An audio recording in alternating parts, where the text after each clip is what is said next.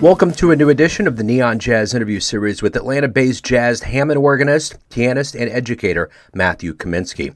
He is the main organist for the Atlanta Braves and just wrapped up quite a weekend with the LA Dodgers. He opens up about his new 2022 CD with Jeff Hamilton and Bruce Forman called LA Connection. At his core, he is a musician who performs for a crowd of 40,000 people at least 81 times a year, a gig that started back in the 2009 season. He's a popular figure in the baseball world. He's known for entertaining the crowds with funny musical asides when a player from the opposing team comes up to the plate. He's also got some serious jazz chops. We get into all of this and more. Enjoy. You guys had an eventful weekend down there in Atlanta. Yeah, it was a sold out series, definitely for sure. And last night was a pretty big disappointment. We were winning 2-0 in the ninth inning, actually with 2 outs. And unfortunately, the Dodgers kind of came back there and then went into extra innings, and we lost in the 11th. I watched it, man. Yeah, I was sitting there and I was thinking, Jansen, the commentators were up there talking about it. They were just like, if he really wants to hammer home, they made a mistake. And I could just see it. Like A-Rod and that other dude was just talking about how he was throwing things that had extra hot sauce on it. And he really wanted to show Roberts and the group, I'm the real deal. And then right. that dude almost had it right there at first. Everybody was on their feet. Matt Olson, yeah. And it's just, at the end of the day, it's really, that's baseball. It's sports. It's like at any minute, that's the magic of it. As much as you can become the hero, you can also become the one that has to be on the receiving end of it. But it was a great series, and I'm really glad that, Freddie got the reception. It just seemed like it was a really good weekend for you guys. Yeah, actually, this whole year, I think we've had, I want to say 20 or 21 sold-out games, so that's definitely something that's kind of new for us. Yeah, it almost seems like, I remember that in Kansas City back in 14-15 when we were doing good. The crowds were packed, everything was there, and now we've kind of trailed off, which tends to happen. You go through phases of winning, and then everybody kind of slacks back a little bit. So right, yeah. Good to see that things are going good down there. Well, hey, man, it's great to catch up with you. Thank you for taking a minute out today. Sure. First and foremost, I want to know, as somebody that is an artist and a musician, this last 2 years has been pretty heavy on all of us, and it's really shut things down for musicians more than anything else. How did you do over this COVID time? I think I made it pretty well. I actually released an album during that time that was recorded right before COVID kind of hit. So in January of 2020, I recorded an album called LA Connection with Jeff Hamilton and Bruce Forman. And when COVID hit, I was really unsure about, what should I do with this? How are my expenses going to be, or how's my finances are going to be? And, I was really kind of just pondering, should I just sit on this for a while? And I did. I did for, a good year and a half. I kind of sat on it, and I ultimately decided to release it independently. But there was definitely a lot of my kind of plans had changed once the pandemic happened, and I went into kind of more money-saving mode than anything. So yeah, I think I've done pretty well, though. Baseball kind of kept on going. Half the 2020 season was gone, but they picked it up at the end of the season. So I had kind of my steady gigs with that, but slowly but surely my jazz gigs have really kind of bounced back. Talk to me a little bit about how this jazz journey began for you. Are you originally from Atlanta? How did everything start for you? No, actually, I'm from Chicago. So I grew up in the Chicago area, went to high school around there, and then when I graduated high school, I ended up going to the University of Arizona in Tucson. So I wanted to go, I guess, as far as I could away from Chicago, or maybe as hot as I could from Chicago. So I graduated in 95, went to University of Arizona for a couple of years, and then while I was in Arizona, my dad got a new job in Savannah, Georgia. that's how I kind of followed my parents over to Georgia, and I've been here since 1998. How did the jaws of jazz get into you? How did this passion begin for you, and how did you want to become a jazz musician? Actually, it was in high school. So in high school, they were searching for a pianist for the jazz band. And I had actually played the organ since, I was about 5 years old. So I was taking organ lessons, and I was playing kind of that Lawrence Welk theater style of organ playing. I think it's kind of Broadway-esque type of organ playing. Once they were searching for a pianist in high school, my friends kind of convinced me to join, and so I kind of dove into it. And once I started, really getting into the music, I fell in love with it. My jazz band director was a guy named Scott Bleege, still around, and he was a trombone player in the Buddy Rich Big Band.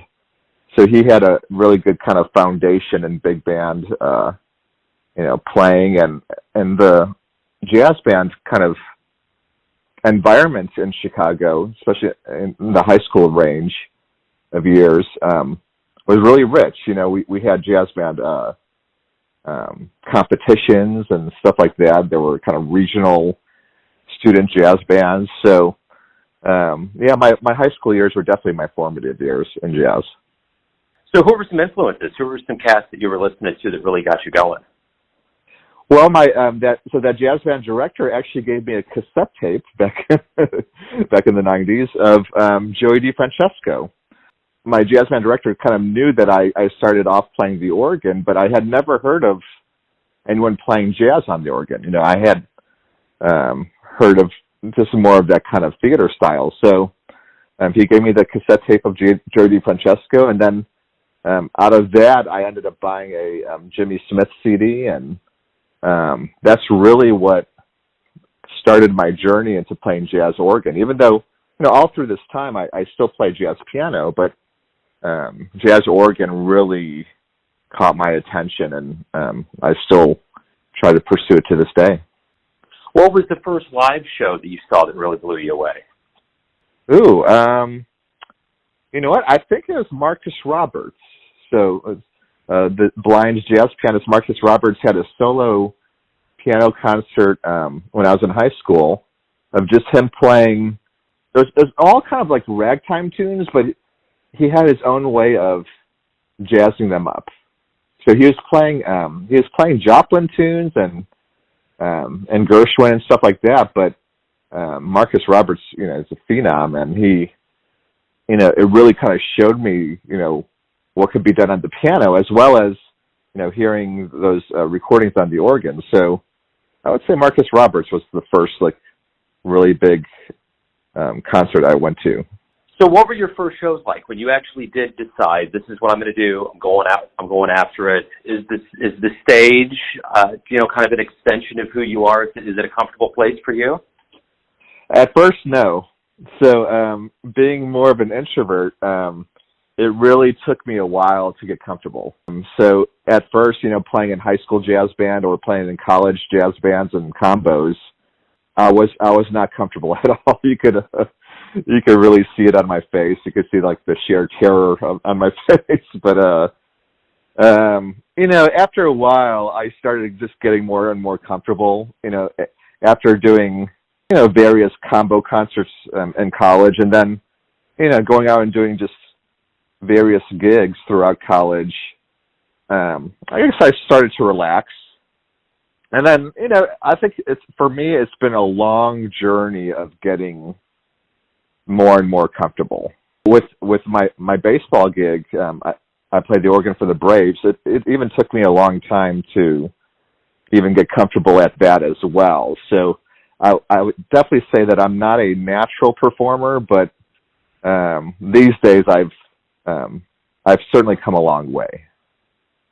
So how did you land that gig? That seems pretty coveted. How did that come about? You know what? It was pretty much dumb luck. So I've been teaching organ, piano, and accordion since about 2000. And one of my adult organ students in 2009 just asked me out of the blue one day if I was ever interested.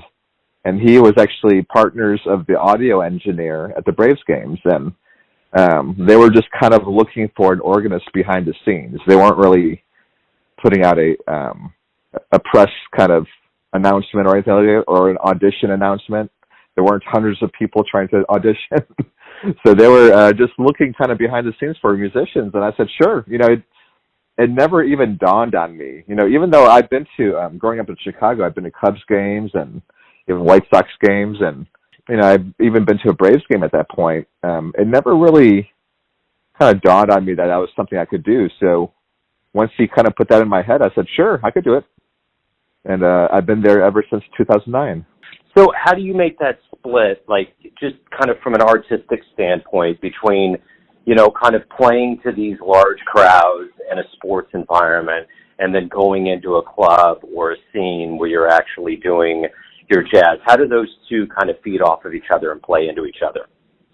Well, the baseball thing, I have to think more in terms of pleasing the crowd.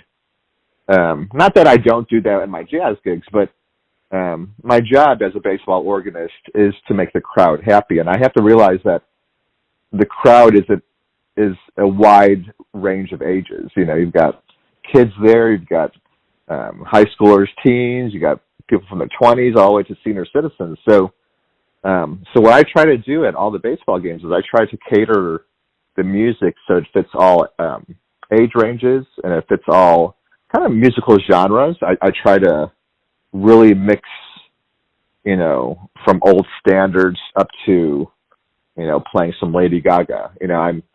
I'm constantly trying to figure out songs that, everyone's liking.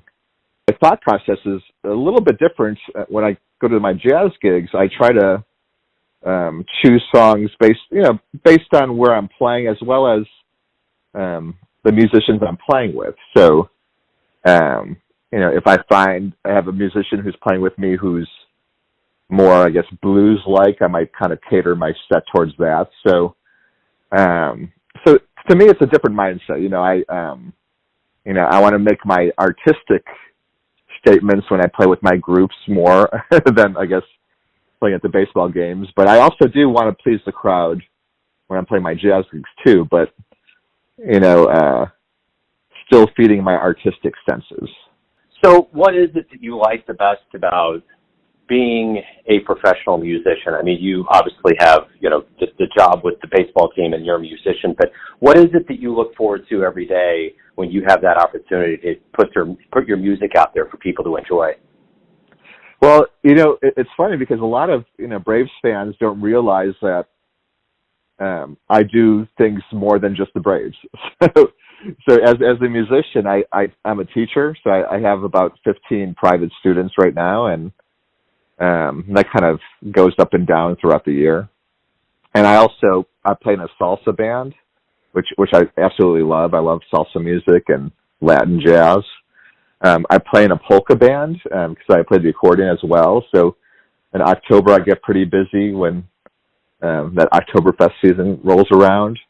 But I think still my number one love in music is playing jazz on the organ. So I try to, if I have time, I try to go down to my Hammond B3 organ in my music room every day and try to shed and work on songs, write some songs.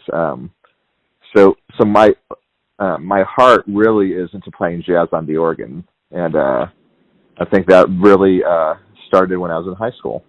So talk to me about this album. I mean, Jeff Hamilton, you got some heavy hitters on this. Talk to me about how this union of musicians came together, how kind of the artistic roadmap was for this and what you're doing to promote it. For me, it was a dream combo. So I had known Bruce Forman, the guitarist, for a little while because I had performed in Los Gatos, California, which is outside of San Jose. And I had played with Bruce out there, and in 2020, I had the opportunity of going to the NAMM show, which is the National Association of Music Merchants show in Anaheim. And, I gave, I wrote to Bruce, saying, let's have an album, or let's put an album together. And I said, who do we got on drums? and Bruce is so connected, he's naming all these people and everything. And I'm trying to think of who's out in Los Angeles.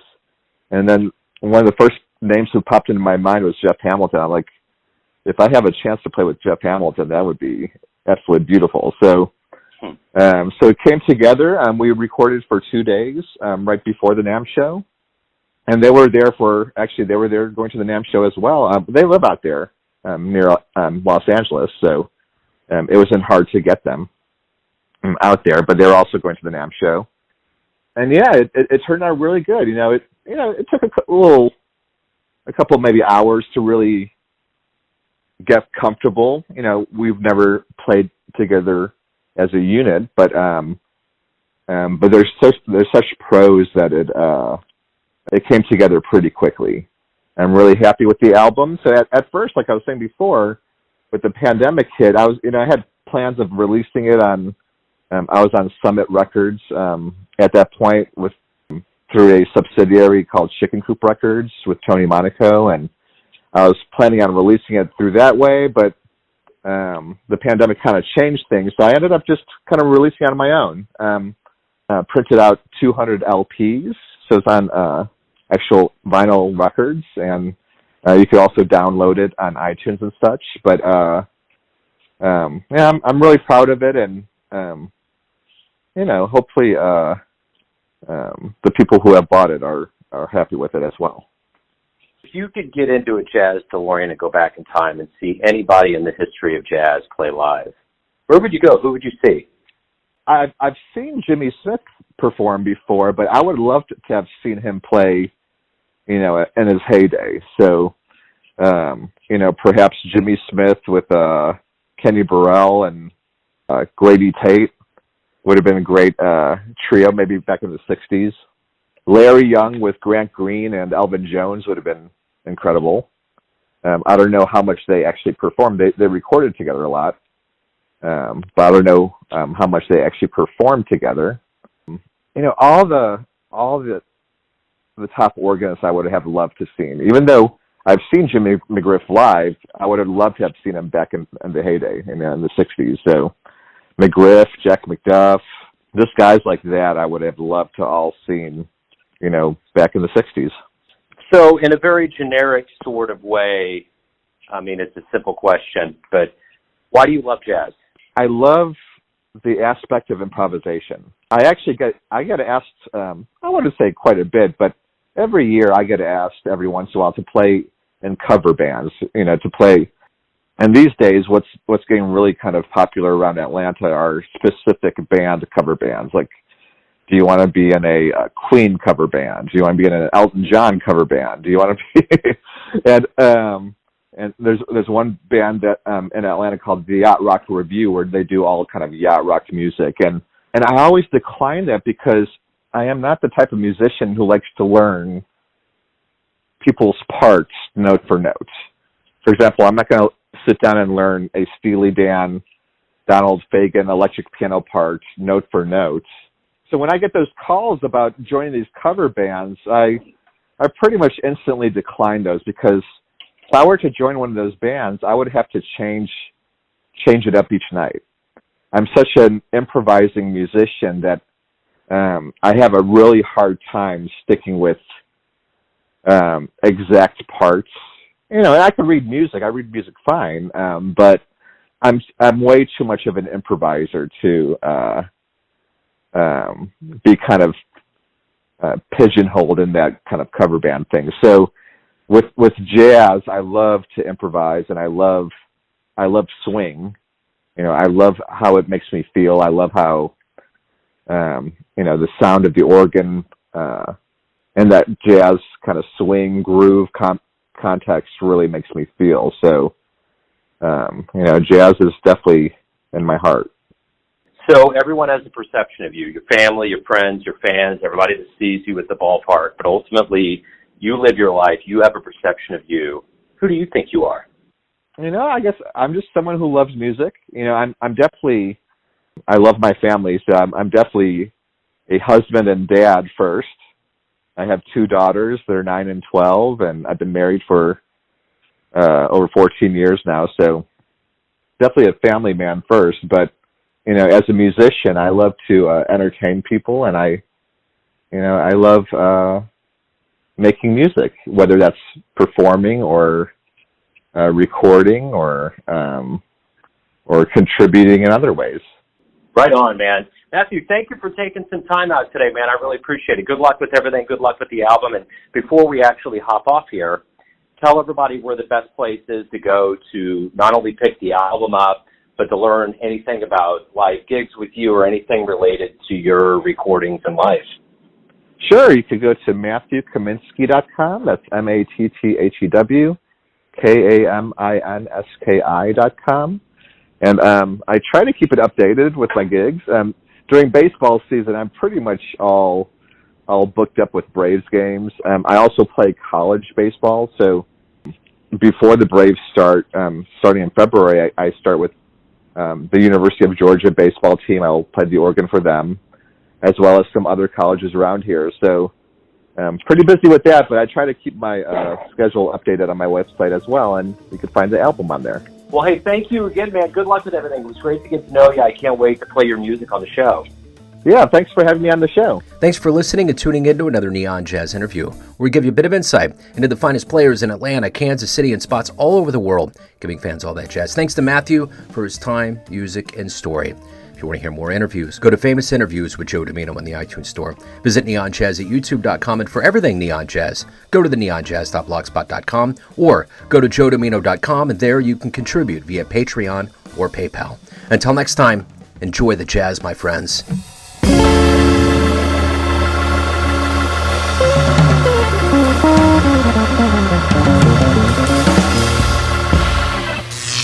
Neon Jazz.